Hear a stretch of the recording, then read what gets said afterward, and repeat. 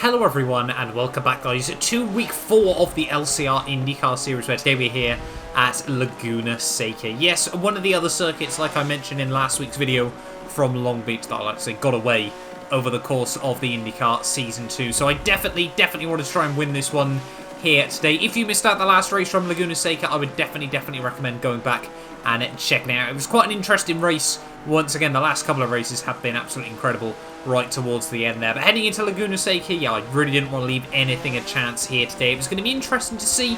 The likes of Jork were going to be trying the one-stop here today. So yeah, it was certainly going to be interesting to see how the strategy panned out for those guys. But getting ready then to go green here at Laguna Seca. We were able to get pole by a good 7/10 of a second. Really happy with the pace heading into this weekend. But it's going to be green flag racing then here from Laguna Seca, and it's actually Apex starting on the front row alongside us there. It gets a mega start down in towards turn 1. We try and hold it up the inside, but we're on way too deep in towards the corner there, and Apex going to try and look back up the inside there. Luckily, can't quite get the car rotated through the corner as well as he would have liked there, but again, just making a bit of a mistake through the next couple of turns there. But we do hold on to the lead of this race off the start there. A little bit closer than I would have liked. Apex certainly very quick this weekend as well, so obviously we'll wait and see as to what happens there. But as we head through the first lap of this race, just like last season, my game plan at the start was just to try and build up a gap here. Very easy to make mistakes around Laguna Seca, obviously with the sand traps right next to the circuit here. You know, it's very easy just to dip a wheel wide,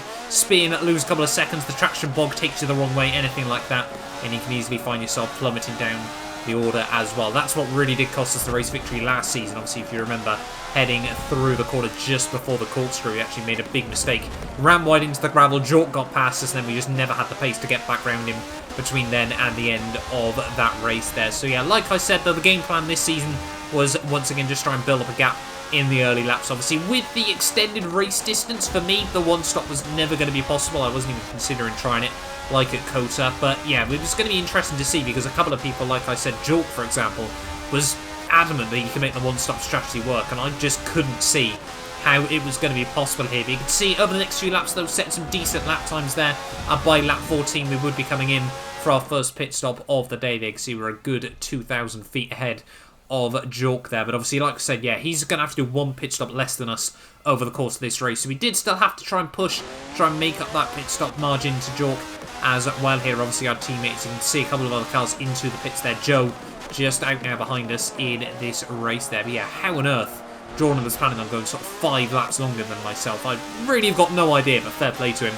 for trying it there. But you can see end of lap 18 though, him really starting to struggle on his tyres as we get ready for the final lap of his stint there. And obviously, for his race to really work, he needed to be ahead of us by the time he headed into the pit lane now. Obviously, now this is effectively a straight fight between us to the end of the race there, but we've got much fresher rubber, and we're going to be able to push much more between now and the end of the race there as we head back down in towards the first corner here. Obviously, he is still our teammate at the end of the day. You know, we don't want to risk anything with him. We don't want to lose him any time as well. Obviously, he was in a good battle with a couple of other cars as well over the course of the first stint there. It was looking like it was going to be tremendously close between him and Apex at the end of the race. So, you know, we're not going to try and force him into a mistake, anything like that. We're just going to try and find an opening when we can. Obviously, we already knew he was going to have to pit the end of this lap as well there, so if we couldn't find a way around him, we certainly weren't going to lose out too much time anyway there. As you can just see, heading through the corner before the corkscrew, where we lost the lead last year, we're going to gain it back this time around as we head up the inside in towards the corkscrew there. Obviously, Jordan not really doing anything to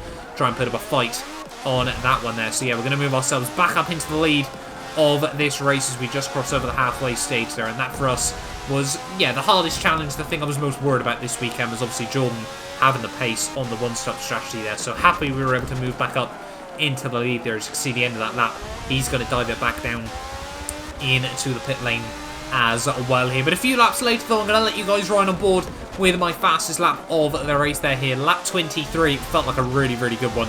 Happy we were able to dip into the 107s in a race sprint there. Obviously, fastest lap does warrant you that bonus point as well there. You know, we've had 2 fastest lap bonus points in a row so far this season. The only point we've missed out on over the course of this year so far was obviously that fastest lap bonus point back at Homestead, Miami. But obviously, Indy next week, it's highly unlikely we're going to win that race. So yeah, we'll just try and keep this streak alive for as long as we can here. If we can be a bit of a road track specialist, I'll be very happy with that, considering obviously it makes up 80% of the championship as well there. But yeah, so far this lap though been pretty tidy. We do make a mistake actually heading through turn 5 there, but not losing ourselves too much time. Is now through turn 6, really keeping it nice and tidy through there that time around. You can see we're 2 tenths up so far on this lap, breaking down nice and tidily into the court street. They can take a lot of curb on the inside, both on the entry and the exit there, and get a nice flat run down the hill as we head in towards the final couple of corners there. Use the camber to your advantage as you head through these final turns of the lap there, and then just one more corner to go through the hairpin. Very easy to lose a lot of time through here there, but we just get the car rotated through on that inside curbing, and yeah, like I said, it's going to be a 107.85 if I'm not mistaken at the end of the lap there. Yeah, 107.853 would comfortably lead us, yeah, with the fastest lap bonus point as well at the end of the day there. Lap 26 though, getting into the dying stages of this race. You can see we've got a good advantage over Jordan, and we would once again dive in for our second and hopefully last pit stop of the race here. You can see Jordan's still got a good couple of 1,000 feet advantage over Apex with just a few laps to go here as well as we head back out of the pit lane. I think he's just coming down through the penultimate corner there, so yeah, we should be fairly safe as long as nothing goes wrong between now and the end of this race there. Trying to keep it tidy on the pit exit as well there. But yeah, that should be us good with 10 laps to go of this race there. And heading in then on to the final lap here from Kota. Only 9 finishes in this race, but unfortunately for Jordan, he'd actually get taken out by a lapped car rejoining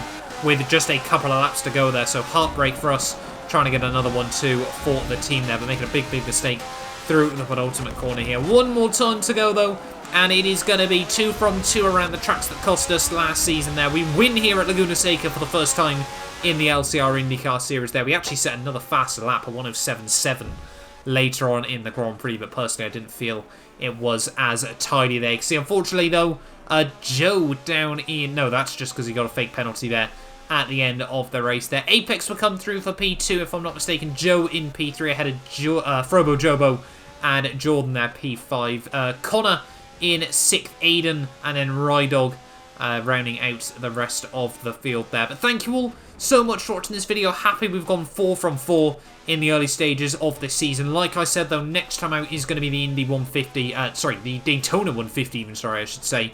So we're going to need a bit of luck to try and win there. We've got a couple of oval specialists that will be showing up once again over the course of this series. But yeah, thank you all so much for watching. If you're new around here, do make sure you get yourself subscribed. And yeah, we'll be back next week out ready for that race from Daytona.